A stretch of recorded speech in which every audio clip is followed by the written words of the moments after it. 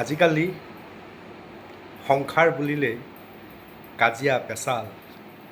অসন্তোষ বিভিন্ন ধৰণে স্বামী স্ত্ৰীৰ মাজত চলি থাকে আৰু এক স্বাভাৱিক কথা কাৰণ যন্ত্ৰবৎ পৃথিৱীত দুটা মনে একেলগে কাম কৰিবলৈ যাওঁতে ক'ৰবাত অকণমান ঠকা খুন্দা লাগিবই এটা স্বাভাৱিক প্ৰক্ৰিয়া কিন্তু এই স্বাভাৱিক প্ৰক্ৰিয়াৰ মাজত মই এই কথাটোহে ক'ব খুজিছোঁ যে স্বামী স্ত্ৰীয়ে যদি একেলগে মিলে আগবাঢ়ি যায় তেতিয়াহ'লে সৰ্বস্তৰৰ কাম কৰিবলৈ সক্ষম হয় মই অকণমান এহাল পৃথক স্বামী স্ত্ৰীৰ প্ৰসংগ উল্লেখ কৰিব খুজিছোঁ কামপুৰৰ এহাল দৃষ্টিহীন পৰিয়াল পত্নীয়ে খুব সুন্দৰ গীত গায় আৰু স্বামীয়ে তবলা বজায়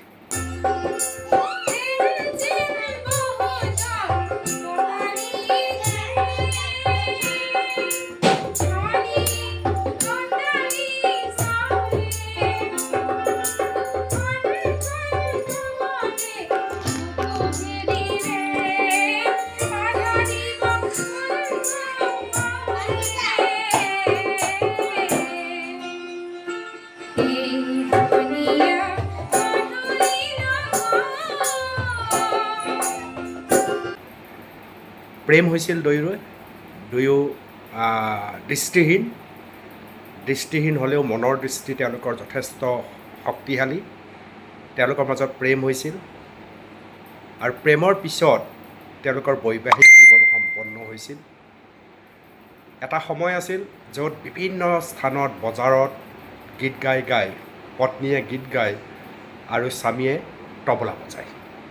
তেনেকৈ সংসাৰ ধুনীয়াকৈ আগবঢ়াই নি আছিল মাজতে মই লগ পালোঁ কণ্ঠ বৰ সুন্দৰ আপ্লুত হ'লোঁ সহায় কৰিবলৈ মন গ'ল মই অকণমান দুয়োৰো পিছত লাগি গ'লোঁ বুলি ক'ব পাৰি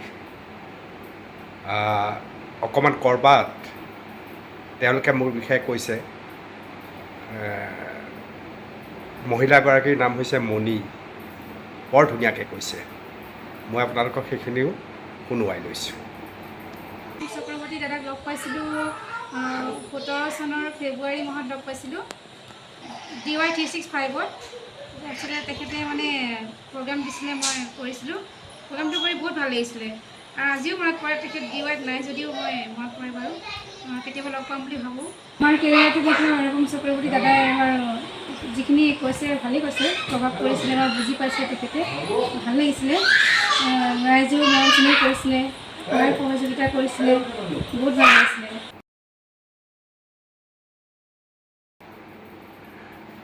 এইহাল দম্পতীয়ে মোৰ অনুষ্ঠান হোৱাৰ পিছত ইমান বেছি উৎসাহিত হ'ল তেওঁলোকৰ জীৱনলৈ তৃতীয় আৰু চতুৰ্থ ব্যক্তিৰো আগমন ঘটিল অৰ্থাৎ দুটা সন্তানৰ পিতৃ মাতৃ হ'ল পৰিয়ালটো বৰ ধুনীয়া কাহিনী এইটো এটা সময়ত তেওঁলোকৰ ঘৰত লাইট নাছিল মই অকণমান যুদ্ধ কৰি তেওঁলোকৰ ঘৰত কামপুৰত লাইট অনাবলৈ সক্ষম হৈছিলোঁ ইত্যাদি বহু কাহিনী আজি বৰ সুখী তেওঁলোক বিভিন্ন মঞ্চত তেওঁলোকক গীত পৰিৱেশন কৰিবলৈ মাতে দৃষ্টিহীন পিতৃ মাতৃক সন্তানে হাতত ধৰি লৈ যায় দৃশ্যবিলাক বৰ মৰম লগা চাবলৈ আৰু দুয়োৰ মাজৰ যিটো আন্তৰিক বুজাবুজি সেই আন্তৰিক বুজাবুজিয়ে মণিহঁতৰ সংসাৰখনৰ মনৰ দৃষ্টিৰে ভৰাই পেলোৱা এখন সংসাৰলৈ পৰিণত কৰিছে মোৰ বোধেৰে এই সংসাৰখন বৰ সুন্দৰ আৰু সমৃদ্ধ এখন সংসাৰ বহুত টকা পইচা ধন নাথাকিব পাৰে কিন্তু এই সংসাৰখনত বহুত বেছি মানসিক সুখ আছে আৰু ইতিমধ্যে দেখিছে কেনেকৈ গীত পৰিৱেশন কৰিছে কেনেকৈ মানুহজনে বজাইছে মানুহজনীও বজাই গীত গাইছে ল'ৰা ছোৱালীহাল ঢপলিয়াই ঘূৰি ফুৰিছে কাষে দৃশ্যটো দেখিয়ে আছে আপোনালোকে এই সংসাৰখনৰ বিষয়ে আপোনালোকে কি কয়? এই মৰম লগা সংসাৰখন আৰু দৃষ্টি ভগৱানে কাৰোবাক দিছে, কাৰোবাক হয়তো ৰৈ গৈছে কাৰোবাৰ কাৰণে, কিন্তু মনৰ দৃষ্টি দিছে। আৰু মইতো ভাবোঁ মনৰ দৃষ্টি থাকিলে পৃথিৱীত কোনো কাকো আবদ্ধ কৰি ৰাখিব নোৱাৰে। এওঁলোক তাৰ সমুজ্জ্বল উদাহৰণ।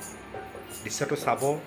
তেওঁলোকৰ সম্পৰ্কত আপোনালোকৰ ক'বলগীয়া কি আছে জনাব। ধন্যবাদ।